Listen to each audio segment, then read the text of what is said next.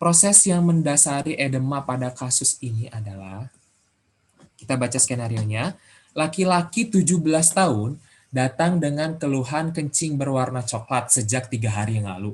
Sebelumnya tidak ada riwayat trauma. Terdapat demam dan nyeri tenggorokan nih 2 minggu yang lalu dan sembuh sendiri tanpa diobati. Pada pemeriksaan didapatkan tekanan darahnya 140/90, nadinya 80 kali per menit, respirasinya 20 kali per menit, kemudian ditemukan edema periorbital. Pada pemeriksaan penunjang, berat jenis urinnya sebesar 1035, kemudian dari urinalisanya terdapat darah plus 3, protein plus 2, dan eritrositnya juga positif. Kira-kira ini diagnosis pasiennya apa sih? Ada yang tahu nggak? Coba. Diagnosisnya mengarah kemana? Oke, boleh dijawab di kolom chat. Oke, dari Indra Yudhistira. Oke, ada Laila juga dan Lui. Oke, jawabannya benar sih ya. GENAPS atau glomerulonefritis akut pros infeksi Streptococcus. Oke, jawabannya benar. Nah, ini berarti diagnosisnya udah tahu ya, GENAPS. Kemudian pertanyaannya adalah proses yang mendasari edema pada kasus ini. Nah, ini ada pollingnya ya, bentar. Saya coba, nanti kita lihat jawabannya apa nih teman-teman banyaknya. Oke, untuk pertanyaan nomor 3 ini, kira-kira jawabannya apa? Teman-teman boleh pilih. Udah ada lunch pollingnya? Oke, silakan. Saya kasih waktu 10 detik ya. Oke, jawabannya yang mana nih? Ini yang ditanya proses yang mendasari terjadinya edema ya, teman-teman tolong dicermati lagi pertanyaannya. Proses yang mendasari terjadinya edema pada GENAPS ini. Oke, udah ya. Oke, kebanyakan teman-teman menjawab yang A ya, menjawab yang A, kemudian ada yang menjawab B juga, kemudian ada yang menjawab C juga. Jadi jawaban yang benar apa sih sebenarnya teman-teman? Oke, nah mungkin teman-teman di sini agak sedikit kekecoh ya, proses yang mendasari edema pada kasus ini. Mungkin teman-teman kekecohnya adalah pertanyaan patofisiologi dasarnya dari terjadinya GENAPS. Oke, kalau ditanyanya adalah patofisiologi dasar yang mendasari timbulnya penyakit, itu jawabannya benar, kompleks imun antigen antibodi. Tapi kalau di sini pertanyaannya adalah jangan kekecoh, proses yang mendasari edema pada kasus tersebut. Jawaban yang benar adalah itu yang C ya, retensi air dan natrium karena laju filtrasi glomerulus yang menurun. Kenapa sih jawabannya yang nggak yang B? Karena berbeda patofisiologi. Kalau yang namanya sindrom nefritis akut, itu patofisiologinya dia menyebabkan retensi cairan dan natrium, air dan natrium, sehingga dia akan menyebabkan edema nantinya karena laju filtrasi glomerulus yang menurun. Beda ceritanya sama sindroma nefrotik, di mana kalau sindroma nefrotik memang terjadi pengeluaran proteinuria yang masif, dan albumin juga ikut keluar sehingga timbul hipoalbumin, maka timbul edema. Nah, itu beda patofisiologi ya. Kalau pada sindroma nefritis akut, terutama yang GENAPS ini, dia patofisiologi edemanya itu dikarenakan retensi air dan natrium, karena GFR yang menurun. Oke.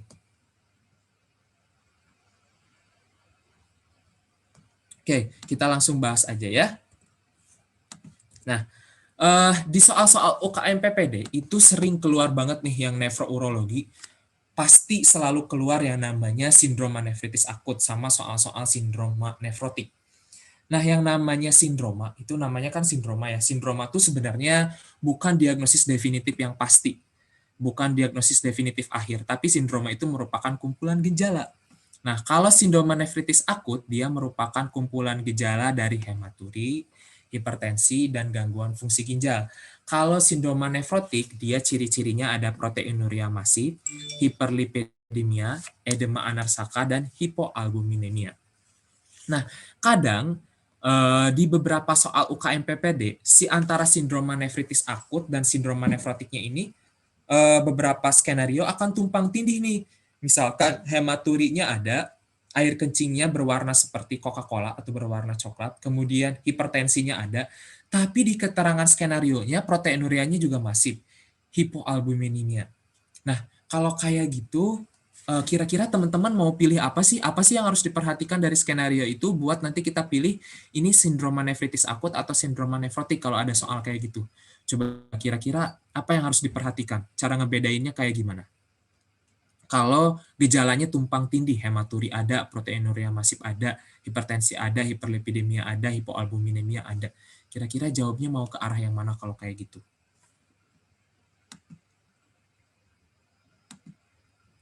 Oke, belum tahu ya. Nah, kalau kayak gitu, ini saya sudah merahin nih teman-teman.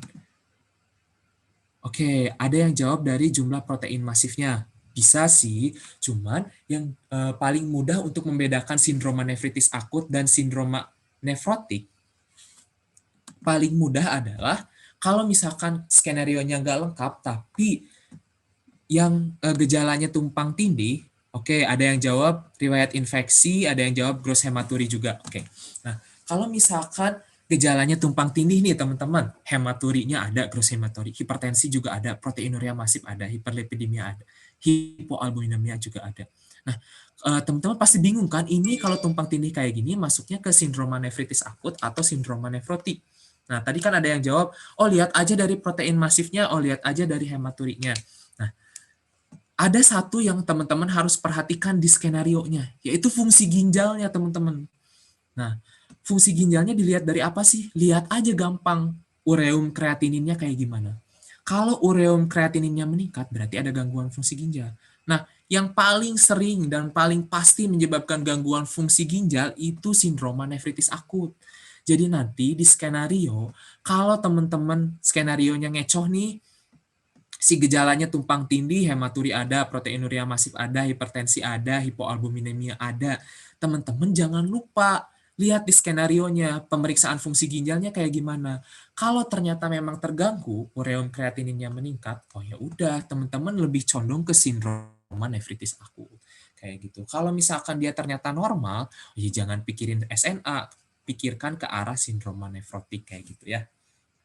Nah, tadi kan saya sudah bilang nih, yang namanya sindroma nefritis akut atau yang namanya sindroma nefrotik, teman-teman semua, itu bukan diagnosis definitif.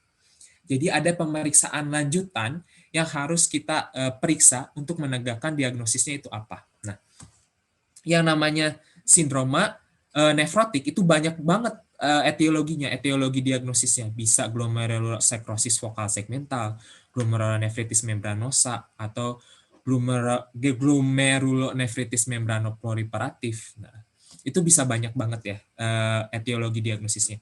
Nah, kalau kayak gini kan diagnosisnya belum pasti nih kalau kita cuma melihat dari gejala doang, karena yang namanya sindroma kan kumpulan gejala. Berarti kalau sindroma nefrotik, nih, pilihan buat pemeriksaan lanjutannya gold standarnya adalah biopsi ginjal.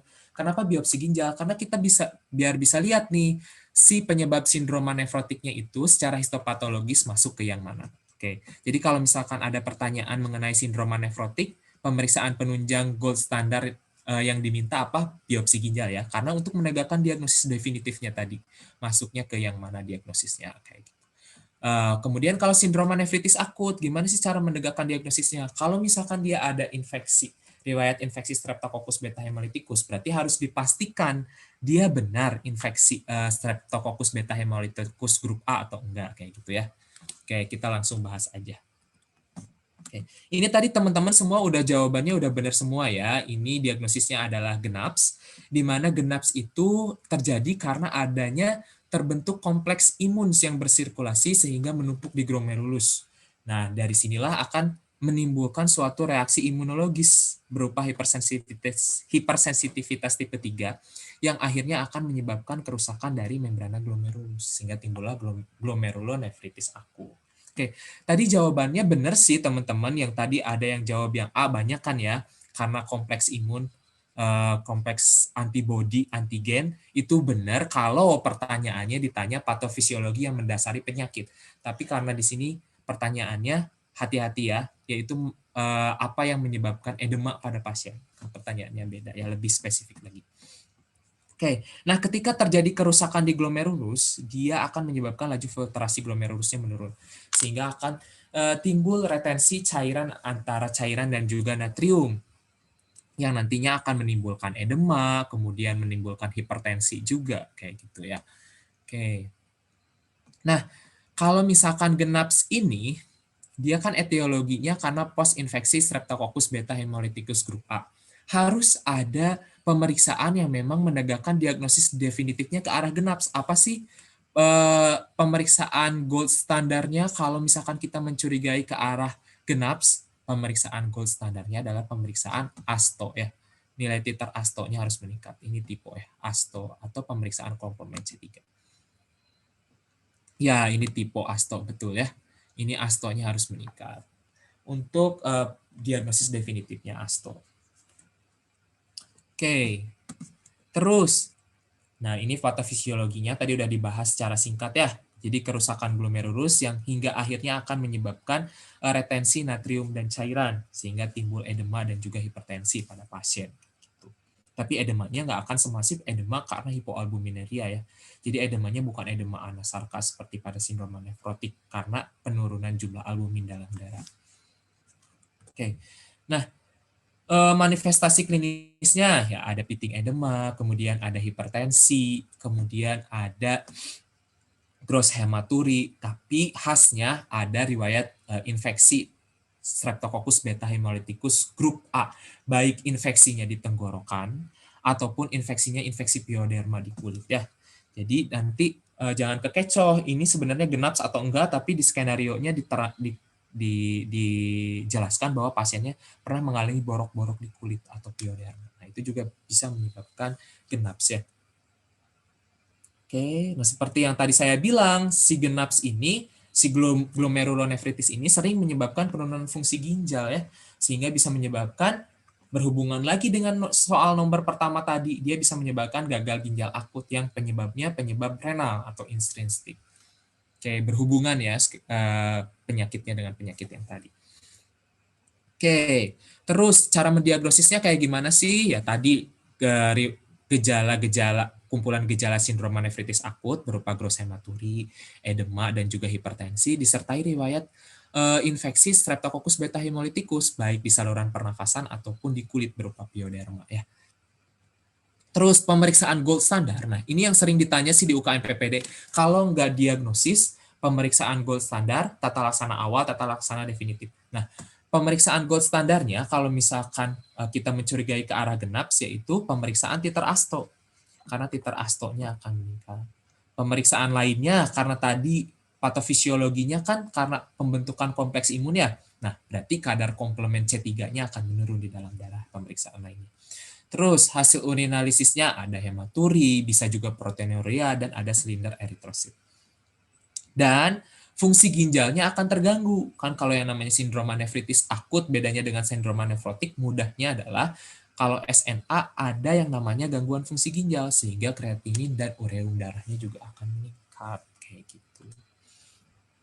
Tata laksananya gimana sih? Nah, tata laksananya, kalau misalkan ditanya tata laksana awal, misalkan tekanan darahnya udah tinggi, kemudian pasiennya ada edema, ditanya tata laksana awal nih teman-teman di skenario-nya, di soalnya ditanya tata laksana awal. Pilihlah berarti pemberian diuretik berupa furosemid dan juga pemberian antihipertensi berupa S inhibitor, ARB atau CCB non-dihidropiridin ya. Itu kalau ditanya tata laksana awal pada GENAPS. Tapi kalau ditanya tata laksana yang paling tepat atau definitif, ya jelas pemberian antibiotik. Karena kan tadi ini disebabkan karena infeksi Streptococcus beta hemolyticus. Apa sih antibiotiknya untuk GENAPS ini sebagai tata laksana definitifnya? Yaitu bisa antibiotik golongan penisilin, atau eritromisin, atau cefalosporin generasi pertama. Nih, penisilinnya biasanya kita kasih amoksisilin ya. Kalau dewasa 3 kali 500 selama 7 sampai 10 hari. Kalau anak itu dosisnya 50 mg per kilogram berat badan per hari dibagi dalam 3 dosis. Nah, kalau misalkan pasiennya punya alergi terhadap penisilin atau amoksisilin, kita bisa kasih eritromisin 3 kali 500 mg selama 7 sampai 10 hari. Kalau buat anak, dosisnya 30 mg per kilogram berat badan per hari dibagi dalam 3 dosis juga. Oke, gampang ya. Jadi, Untuk pertanyaan yang ketiga ini, soal yang ketiga, dia kan kasusnya GENAPS nih, yang ditanya yang menyebabkan edema pada GENAPS. Kalau yang menyebabkan edema pada GENAPS, ya jelas yaitu retensi air dan natrium karena laju filtrasi glomerulus yang menurun. Ya. Kalau ditanya patofisiologi yang mendasari penyakit tersebut, GENAPS, ya jelas jawabannya kompleks imun antigen antibodi. Kalau hipoalbuminemia karena proteinuria, ini penyebab edema pada sindroma nefrotik ya. Beda cerita, beda patofisiologi. Coba nomor 25, ada yang mau membacakan soalnya lagi nggak? Saya boleh, dokter? Oh, boleh, silahkan. Angel ya, silahkan. Iya, dokter. Apa patofisiologi yang mendasari penyakit pasien? Seorang wanita usia 16 tahun datang ke poliklinik dengan keluhan BAK berwarna coklat seperti teh sejak 2 hari yang lalu. BAK sedikit namun tidak nyeri. Pasien memiliki riwayat sakit tenggorokan 3 minggu yang lalu dan sembuh setelah minum obat. Pemeriksaan fisik didapatkan tekanan nadi 140/90, nadi 9 kali per menit, RR 20 kali per menit, udem positif. Periorbital jantung ke bawah. Pemeriksaan lab AB 11,2, glukose 5.200, trombosit 200, 2067. Pemeriksaan urinarisis didapatkan gross hematuria, protein urin positif, eritrosit urin positif, gas eritrositnya positif, pemeriksaan astonnya positif tinggi. Oke. Nah, kira-kira ini diagnosisnya apa nih? Ini udah sering dibahas tadi ya, di soal sebelumnya juga udah ada sih ini ya. Ini nih udah khas banget ya, astonya udah positif, berarti diagnosis definitifnya udah bisa ditegakkan ya. Oke, sip. Jawabannya benar GENAPS. Coba ini patofisiologi. Nah, tadi kan yang ditanya yang menyebabkan edema. Kalau ini baru nih patofisiologi yang mendasarinya apa? Oke. Oke, sip. Jawabannya banyak yang menjawab hipersensitivitas tipe 3 ya. Atau yang C. Oke, kita bahas aja langsung. Jadi tadi nih GENAPS ini ya. GENAPS ini salah satu dari sindroma nefritis akut yang disebabkan karena post-infeksi bakteri Streptococcus beta hemolyticus grup A. Patofisiologinya apa? Patofisiologinya adalah terjadinya kompleks imun antara antigen dan antibodi yang terbentuk, kemudian dia akan menumpuk di glomerulus, sehingga akan menimbulkan reaksi hipersensitivitas tipe 3. Nah, dari sinilah yang akan menyebabkan kerusakan dari glomerulus, sehingga timbul yaitu gejala-gejala dari sindroma nefritis akut, mulai dari retensi cairan dan natrium yang menyebabkan hipertensi, edema, dan juga karena glomerulusnya mengalami kerusakan bisa menyebabkan gross hematuri. Jadi sel-sel darahnya bisa ikut keluar ya. Oke. Tata laksananya apa? Tata laksananya adalah pemberian antibiotik ya definitifnya. Definitifnya tata laksana utamanya yaitu pemberian antibiotik golongan penisilin atau eritromisin atau cefalosporin generasi pertama. Penisilinnya bisa kita kasih amoksisilin 3 kali 500 mg buat dewasa selama 7-10 hari atau pada anak-anak 50 mg per kilogram berat badan per hari dan dibagi 3 dosis ya. Kalau misalkan alergi terhadap penisilin bisa kita kasih eritromisin 3 kali 500 mg selama 7-10 hari atau pada anak-anak 30 mg per kilogram berat badan per hari dibagi dalam 3 dosis ya. Sip, jawabannya benar, hipersensitivitas tipe 3.